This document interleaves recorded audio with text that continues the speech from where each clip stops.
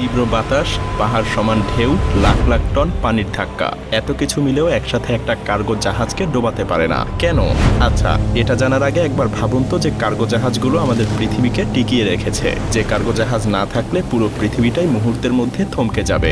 যে কার্গো জাহাজ একদিন বন্ধ থাকলেই পৃথিবীর প্রতিটা পণ্যের দাম আপনার নাগালের বাইরে চলে যাবে। সেই কার্গো জাহাজের মধ্যকার জীবনটা কেমন হয়? এটাকে কি শুধু আপনার কোনো কন্টেইনারের পাহাড়ই মনে হয়, নাকি এর বিশালতার মধ্যে কারো জীবনও পৃথিবীর অন্য কোনো প্রান্তের থেকে সম্পূর্ণ আলাদা?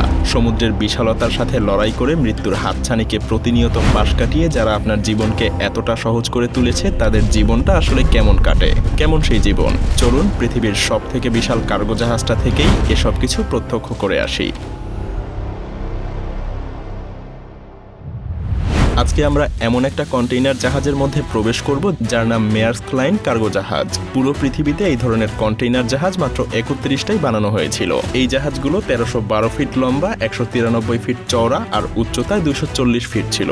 সত্যি বলতে দৈর্ঘ্যপ্রস্থের পরিমাপ শুনে এর বিশালতা আন্দাজ করা কঠিন। তাই সহজভাবে বললে এই জাহাজের ডেকে দাঁড়ালে আপনি সমুদ্র পৃষ্ঠ থেকে প্রায় 200 ফুট উপরে থাকবেন।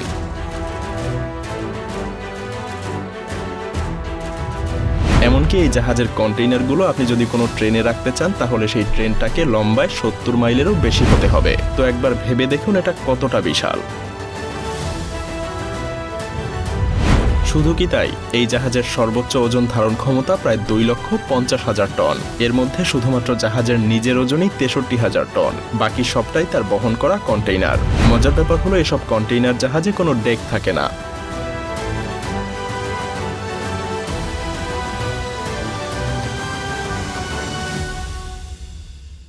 কারণ তাদের লক্ষ্যই থাকে যতটা সম্ভব কন্টেইনার বহন করা, যদিও এতে কিছুটা রিস্ক থেকেই যায়। মেরি মেয়ার্স্ক নামের পৃথিবীর অন্যতম বিশাল আকারের এই জাহাজ 24 কলাম কন্টেইনার বহন করতে পারে। প্রত্যেকটা কলাম আবার পাশাপাশি 23টা কন্টেইনার রাখতে পারে। আবার এক একটা কলামে লম্বায় একটার উপর একটা করে 21টার মতো কন্টেইনার রাখা যায়। এর ধারণ ক্ষমতা আপনার ধারণার থেকেও বেশি, তাই না?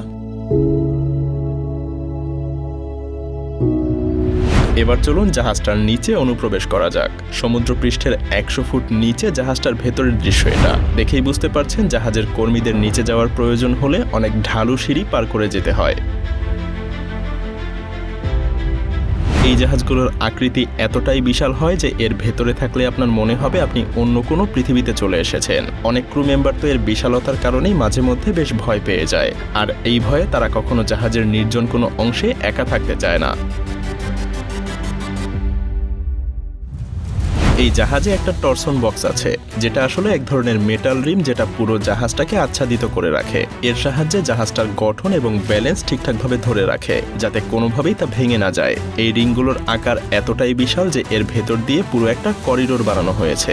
তাই জাহাজের কর্মীরা এসব করিডোর দিয়েই জাহাজের এক জায়গা থেকে অন্য জায়গায় যেতে পারে। সবচেয়ে মজার ব্যাপার হলো এসব কন্টেইনার জাহাজের আকৃতি বিশাল হলেও এগুলো পরিচালনা করতে খুব বেশি ক্রু মেম্বারের প্রয়োজন হয় না। বেশিরভাগ ক্ষেত্রে 25 জন ক্রু মেম্বারের একটা গ্রুপই এই জাহাজ ঠিকঠাকভাবে পরিচালনা করতে পারে।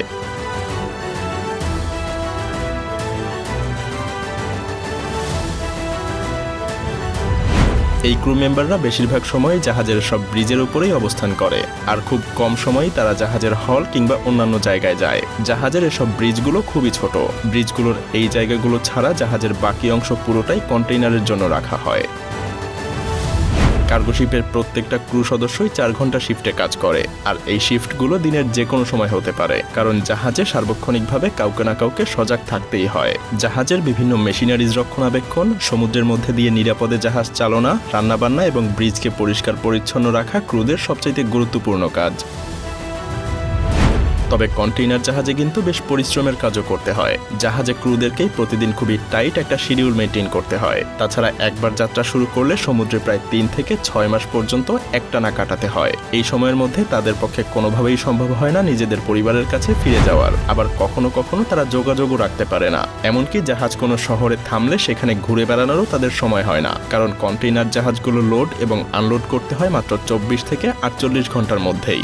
এত কম সময়ের মধ্যে শহরে ঘুরে ফিরে উপভোগ করার মতো সময় জাহাজের ক্রুদের হয় না। তবে হ্যাঁ, বেশিরভাগ কার্গোশিপ ওয়ার্কাররা লক্ষাধিক টাকা বেতন পেয়ে থাকে, আর তারা বছরে 6 মাস পর্যন্ত পরিবারের সাথে ছুটি কাটানোর জন্য সময় পায়।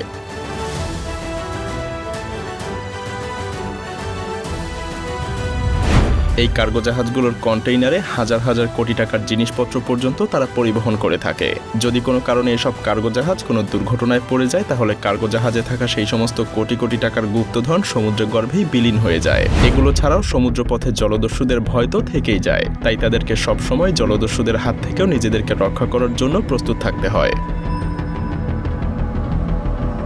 জলদস্যুরা ছোট ছোট স্পিডবোট ব্যবহার করে এসব কার্গো জাহাজে হামলা করে থাকে। কখনো কখনো তারা হামলা করে জাহাজের সব ক্রু মেম্বার এবং ক্যাপ্টেন সহ জিম্মি করে ফেলে।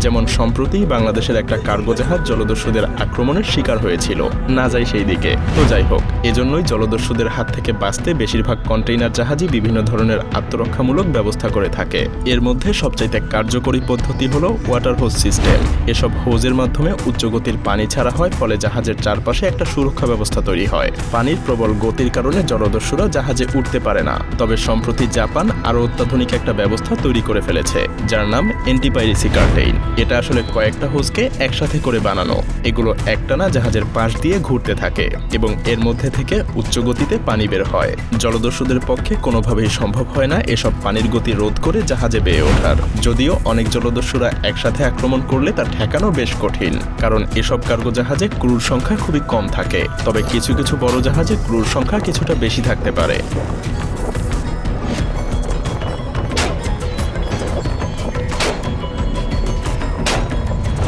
এছাড়াও কার্গো জাহাজের কন্টেইনারগুলোকে নিরাপদে রাখাটাও বেশ বড় একটা চ্যালেঞ্জ। আর তাই জাহাজের ক্রুরা সব কন্টেইনারগুলোকে বিশেষ এক ধরনের লকিং সিস্টেমের মাধ্যমে আটকে রাখে। তাতেও না হলে বিভিন্ন শেকল বা মোটা মোটা রশির সাহায্যে কন্টেইনারগুলোকে ঠিকঠাক জায়গায় বেঁধে রাখা হয়, যাতে সমুদ্রে কোনো দুর্যোগকালীন পরিস্থিতিতে কোনোভাবেই কন্টেইনারগুলো ছিটকে সমুদ্রে না পড়ে যায়।